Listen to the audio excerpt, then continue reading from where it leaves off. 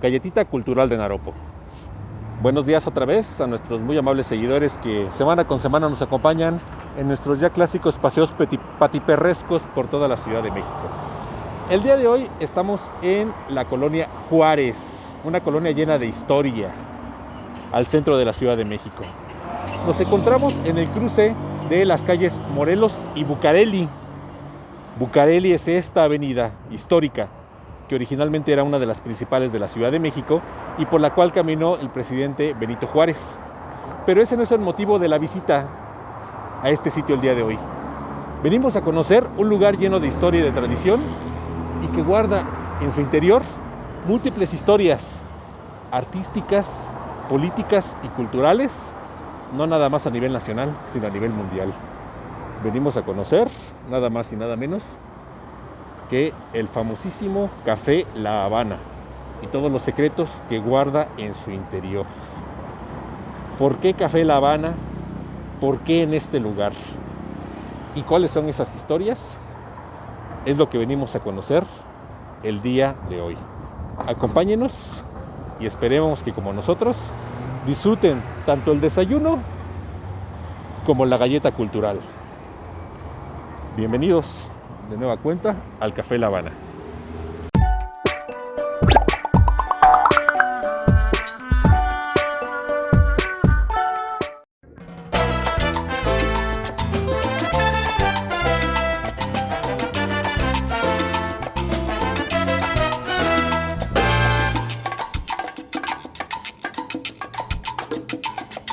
De Cuba traigo el son ritmo sabroso, de Cuba dulce caña y rico ron. Café. Y nos encontramos ya en el interior de Café La Habana, un lugar que, como podemos ver, trata de mantener la imagen que tenía en la década de los 50. El origen del café data del año de 1952, para ser exactos, y se dice que su propietario original era un cubano que vino a vivir a México y que trató de representar o de reproducir la imagen de los cafés de La Habana, Cuba, en aquella época. ¿Cómo hizo esto? Primero se decidió por la ubicación del lugar. Nos encontramos en la colonia Juárez de la Ciudad de México, como ya comentamos. Muy cerca se localizan las sedes de algunos de los principales diarios y periódicos de México. Muy cerca tenemos el Excelsior y el Universal, por ejemplo. Y también muy cerca tenemos la colonia tabacalera, que, como su nombre lo dice, era una colonia en la cual se encontraban fábricas que fabricaban tabaco, por lo cual era lugar de residencia de muchísimos cubanos, muchas personas que venían de la isla a vivir a México. También muy cerca tenemos el Palacio de Gobernación, por lo cual era una zona muy concurrida por periodistas, por políticos, por personalidades intelectuales y bohemias de aquella época. Muchas personas venían del Palacio de Gobernación, de la sede de Gobernación, trayendo las noticias más frescas a los periódicos para publicarlas, y de paso venían aquí a consumir café y, ¿por qué no?, a realizar una tertulia y una charla política de los acontecimientos más importantes de la cultura y de la política, no nada más nacional, sino internacional de aquel tiempo. Poco a poco, el Café La Habana fue adquiriendo gran relevancia, a tal grado que grandes personalidades de la historia nacional y mundial se dieron cita aquí. Hicieron de este uno de sus lugares preferidos para poder pasar el rato, para poder comer, o, ¿por qué no?, simple y sencillamente para tomar un buen café cargado. Y es precisamente de esas anécdotas y de esas personalidades que trata la galleta de hoy. Vamos a nombrar algunas de las principales personalidades que vinieron aquí. Aquí, por ejemplo, en alguno de estos bancos, en alguna de estas mesas, se dio cita el escritor mexicano Octavio Paz.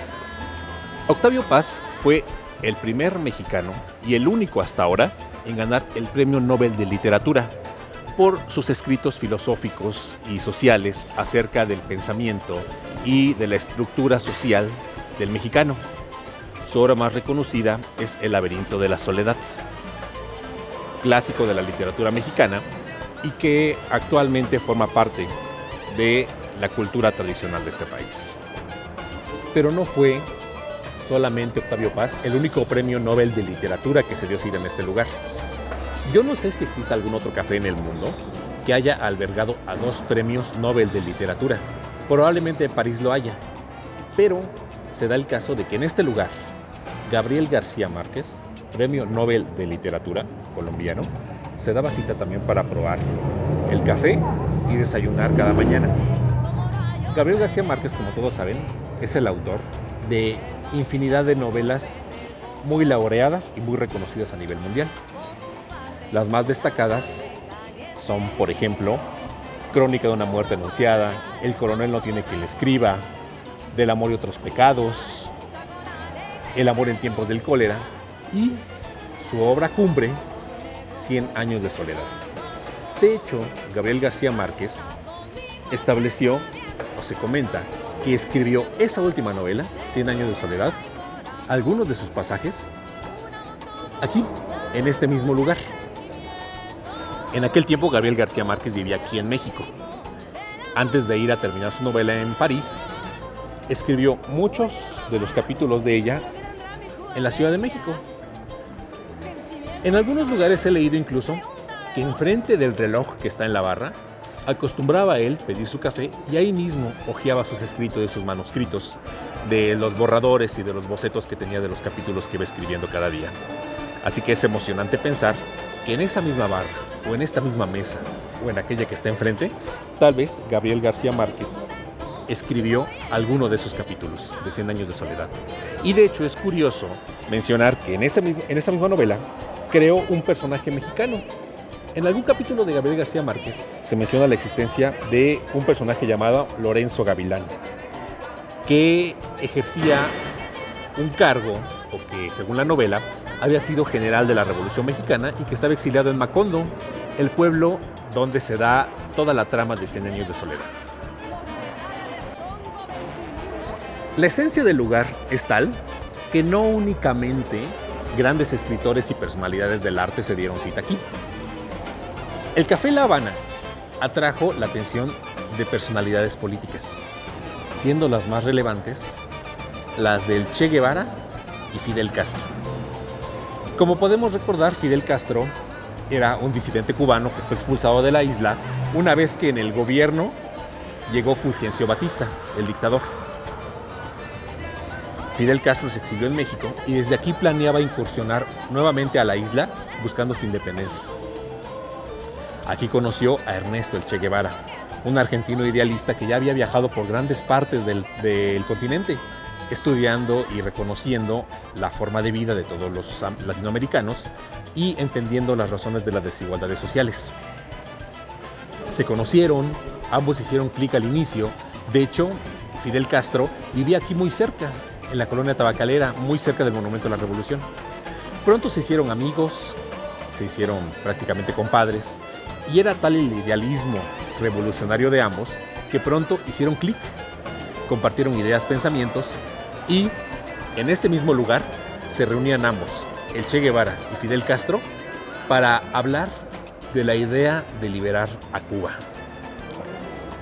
Del mismo modo, en alguna de estas bancas, o en la barra, o junto a aquella ventana, se podía sentar este par de inspiradores idealistas y planearon la incursión para liberar a la isla. Meses más tarde, a bordo del Granma, un yate que transportaba a más de 80 personas, se embarcaron a Cuba, saliendo desde el puerto de Tuxpan, Veracruz. Después de un largo recorrido llegaron a Cuba en una incursión fallida, pero que tarde o temprano acabó con el desenlace que todos conocemos: la rendición de Fulgencio Batista, la toma de Cuba y el ascenso de Fidel Castro como presidente de la nación caribeña, designando al Che Guevara como uno de los principales líderes de ese movimiento liberador. Entonces, este lugar también ha sido semillero de revolucionarios y de idealistas políticos, no nada más de artistas. Tal vez en esta misma silla que tenemos enfrente se sentó el mítico Che Guevara. Aún así, la lista de personalidades es interminable y podemos mencionar, por ejemplo, al chileno Roberto Bolaño y sus colegas mexicanos Mario Santiago Papasquiaro y José Vicente Anaya. Podemos nombrar también a Renato Leduc, que escribía sonetos poéticos en compañía de su muy famosa esposa, la pintora Leonora Carrington. Y cómo olvidar, por ejemplo, también a Elenia Poniatowska, gran periodista que, debido a la cercanía de los diarios que estaban aquí, hacía de este un lugar recurrente para las tertulias con sus amigos. Como podrán ver, la historia del Café La Habana es muy rica en recuerdos, en arte, en revoluciones y en política. Así que, ¿por qué no pensar que si un día necesitan inspiración, se sienten bohemios y nostálgicos, quieren escribir la próxima obra galardonada con el Nobel de Latinoamérica, o quieren elucubrar y planear la próxima invasión para liberar a un país de alguna tiranía, este puede ser el lugar en el que pueden encontrar el último impulso que les faltaba, el Café La Habana. Espero que les haya gustado la galletita cultural del día de hoy. Los invito a que conozcan este tradicional lugar en la colonia Juárez de la Ciudad de México y también esperamos que se suscriban y que nos acompañen en las próximas galletitas culturales. Un abrazo y un saludo para todos. Nos despedimos mirando los cuadros que decoran los muros, todos relacionados a la ciudad de La Habana y Cuba, desde el Café La Habana, en el centro de la Ciudad de México. Un saludo para todos. Adiós.